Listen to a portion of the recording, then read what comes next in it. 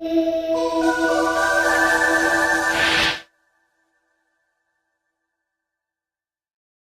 mais ou falando de menos. A gente pode errar de muitas maneiras e tem pessoas que não gostam de conselhos porque dizem que sabem errar sozinhas. Mas a Bíblia nos ensina que existe uma sabedoria que deve ser buscada e as pessoas que estão ao nosso redor podem nos ajudar muito, porque nós não precisamos passar pelas consequências dos erros deles. Nós podemos aprender com os erros que eles cometeram e sofreram, mas eles podem nos ajudar, nos abençoar. Ontem estava conversando com um irmão que não foi assaltado, mas foi quase. Ele é motorista de Uber e passou na rodoviária e foi atacado por uns 20 motoristas de táxi. E aí, até preservaram o carro, só cobriram de ovada no carro todo. Mas aí ele meteram a mão e pé, ele apanhou bastante, se machucou bastante. A gente precisa repetir a história, a gente aprende. Aconteceu com ele. Se alguém está no Uber, tome cuidado. Se você está andando na rua com o celular na mão, não precisa ser assaltado para você aprender. Outros já foram assaltados em situação semelhante, então aprenda. A gente pode aprender com as lições que outros têm a nos ensinar, mas você precisa ouvir. Por isso nós recomendamos que cada cristão participe de uma célula. A célula não é obrigatória para a salvação, mas a célula é uma ajuda. Você tem pessoas ao seu lado que amam você, que querem o seu bem e que ajudam você. Um dia desses eu falei sobre as filhas de Sara, projeto Filhas de Sara. É Deus querendo que a mulher redescubra o seu papel como mulher. A Sara não foi uma profetisa, nem sacerdotisa, não tem nenhuma oração da Sara na Bíblia. A Sara não foi espiritual, a Sara não foi uma grande mulher em nada. Ela só foi mulher para o Abraão. Ela encantou Abraão e outros de fora também. Aos 70 anos o faraó ficou apaixonado por ela, aos 90 anos até o Abimeleque quis a Sara também. Pois é, a Sara era mulher que encantou o marido e ela conseguiu o que queria do marido. A mulher que é assim consegue o que quer do marido. Deus tem nos orientado nessa direção. Uns podem ajudar os outros. A mulher não ganha nada em fazer birra, fazer biquinho contra o marido, mas nenhum irmão ganha nada em fazer birra e bico contra outro irmão. Nenhum irmão ganha nada em querer discutir e se sobrepor aos outros irmãos. Você não vai ganhar nada, não vai ficar mais espiritual discutindo. Você se ceder ao irmão, preferir em honra ao seu irmão, você só está lucrando. Que você queira ajudar os irmãos a vencerem. A sua vitória seja você ajudar os irmãos a vencerem a vitória deles, entende? Isto é amor, isto é vida cristã. Você vai ganhar muito mais com Deus em deixar o seu irmão ser vitorioso que você buscar a vitória na frente dele, entende? Você está evangelizando alguém, o irmão entra no caminho, deixa o irmão conduzir aquela pessoa a Cristo, você acompanha, só para sanar alguma deficiência. Deixa o irmão receber a glória de ter ganhado aquela alma. Deus sabe que, no fundo, foi você que contribuiu. Mas se o irmão quer se vangloriar de ter ganhado aquela alma, deixa o irmão, ajude para o bem daquele novo convertido, ajude o irmão. Isso é amor, vendo os irmãos promovidos, os irmãos sendo exaltados, deixe que outros sejam exaltados. Você não, você busque ver a felicidade dos irmãos. Nós estamos precisando muito disso no nosso meio. Deus está nos colocando em contato uns com os outros, em comunhão uns com os outros. E agora, Deus tem nos falado também na complementação das redes sociais. O advento da internet como veículo de comunicação e informação tem sido muito útil para nós complementarmos a nossa comunhão em amor. Se nós não estamos fisicamente com algumas pessoas, nós podemos estar em comunhão através da internet, das redes sociais, e assim nós complementamos essa comunhão e podemos conversar com uma pessoa todos os dias. Isto é uma ajuda tremenda e Deus tem nos mostrado o quanto nós precisamos de ajuda.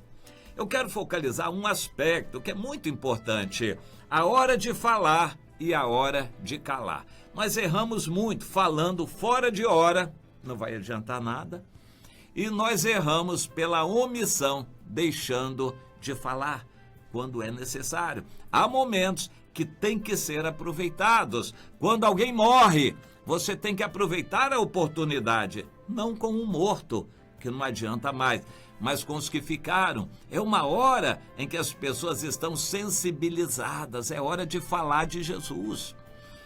Quando a pessoa está enferma, doente ou teve um acidente, ela está sensibilizada, é a hora de você falar de Jesus.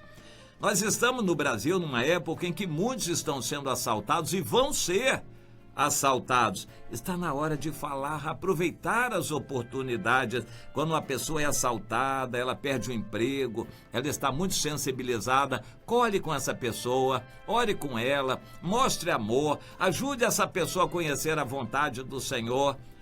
Não pode se omitir. Essa é uma hora em que você não pode perder a oportunidade. Tem que falar alguma coisa, mostrar o amor a essa pessoa, porque você vai estar em boa condição, aí sim, de trazer essa pessoa para o reino de Deus. Aproveite a oportunidade, mas cuidado com a hora de falar demais, que você deve evitar.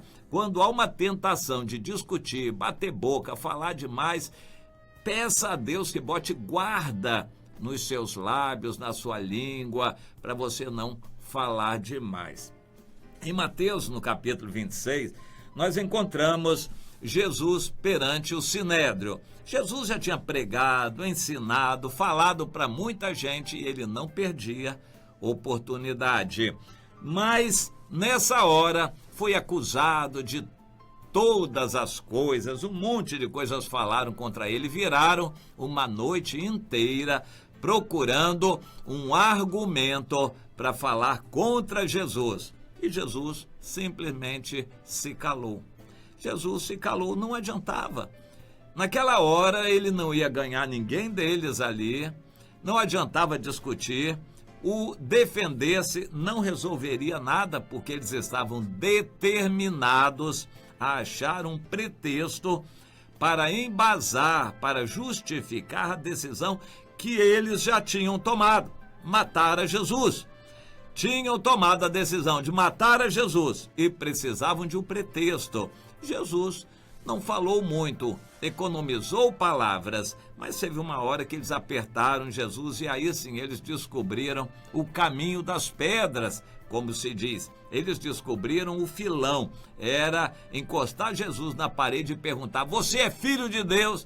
Aí Jesus não teve como negar e assumiu, e naquela hora então aquilo foi o pretexto que eles estavam querendo para justificar a condenação de Jesus. Aliás, a decisão já estava tomada só pela manhã, quando alguns outros que faltavam acordaram e vieram compor o Sinédrio. Foi rápido, a decisão foi rápida, aparentemente por volta de 6, 7 horas da manhã já estava tudo resolvido. Eles ratificaram a decisão, condenaram Jesus à morte. Mas como eles não dominavam o governo civil, tinham que ir ao governador preposto de Roma, que era o Pilatos, para pedir que ele fizesse isso. O Pilatos disse: eu não vejo nesse homem crime nenhum, matem vocês querem matar, que vocês matem. Não, nós não podemos matar em nome da religião.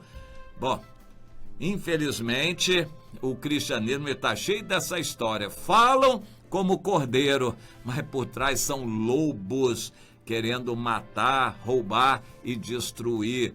para, em nome da igreja, em nome da religião, se enriquecerem e tirarem os opositores, os que protestam. Isso tem sido a história do cristianismo, infelizmente. Mas naquele caso, o Pilatos era um político, começou a ver a quantidade de pessoas mobilizadas pedindo a morte de Jesus. Ele começou a ficar com medo. Em política tem muito disto. Pressão para trazer medo aos políticos. Alguém político disse o seguinte: o político não tem medo de nada, não tem medo de processo, não tem medo de polícia, não tem medo de justiça. O político só tem medo de uma coisa: povo na rua. Povo na rua apavora um político. Se for contra ele, ele treme realmente. E o Pilatos era exatamente assim. Teve medo e acabou cedendo e mandando matar a Jesus. Naquele processo, Pedro estava seguindo a Jesus e porque ele não conseguia controlar a língua, se ele fosse na hora um bom discípulo de Jesus, ele ficasse calado, as acusações poderiam passar despercebidas e o Pedro continuaria ali. Mas ele não negou a natureza dele, ele teve que falar: homem, você é discípulo de Jesus. Não, eu não sou, eu garanto, eu juro que eu não sou. E a Bíblia diz que ele até praguejou. Ele não conseguiu esconder o sotaque galileu e foi identificado. Os judeus identificavam direitinho um sotaque galileu. Quando você vê uma pessoa falando banana, você já sabe que é um nordestino. Quando você vê um sulino falar oba, bate, não dá para esconder o sotaque. O Pedro não conseguiu esconder o sotaque, pelo falar muito, acabou dando mais munição para as pessoas o acusarem de ser um seguidor de Jesus, e então ele foi forçado a negar a Jesus a terceira vez, e aí o galo cantou e foi o momento de aí sim ele sair chorando, arrependido por ter negado a Jesus e cumprido a palavra que Jesus disse para ele. Pedro, você não conhece a sua natureza, não adianta você falar demais, não vai adiantar, não é pelo falar muito que você vai conseguir as coisas. Essa noite mesmo você vai me negar 3 vezes. Senhor, eu nunca vou te negar. Pois é, quem fala demais acaba, como se diz no ditado, dando bom dia a cavalo. Eu não acho má coisa não dar bom dia a cavalo, mas é o ditado que você que fala demais dá bom dia para o cavalo. Quando a pessoa fala demais, erra demais, se precipita, chateia os outros. Falar demais é um problema, mas falar de menos também pode ser um problema. O bom é pedir que Deus nos inspire, como Jesus prometeu, que na hora do aperto ele vai dar boca, sabedoria, o Espírito vai nos inspirar para dar palavras certas, para falar para as pessoas certas, nos momentos certos. Que Deus nos ajude a vigiar nossos lábios para falar o que a gente tem que falar, mas para evitar falar demais e só o necessário e na hora certa. Será difícil? Não. Quando a gente depende de Deus, o Espírito Santo vai nos inspirar. E depois é tão bom ver o fruto de uma palavra bem falada na hora certa, palavra de vida. O fruto da boca do justo é árvore de vida. Que Deus nos ajude a termos palavras que edifiquem, que transmitam graça àqueles que nos ouvem também.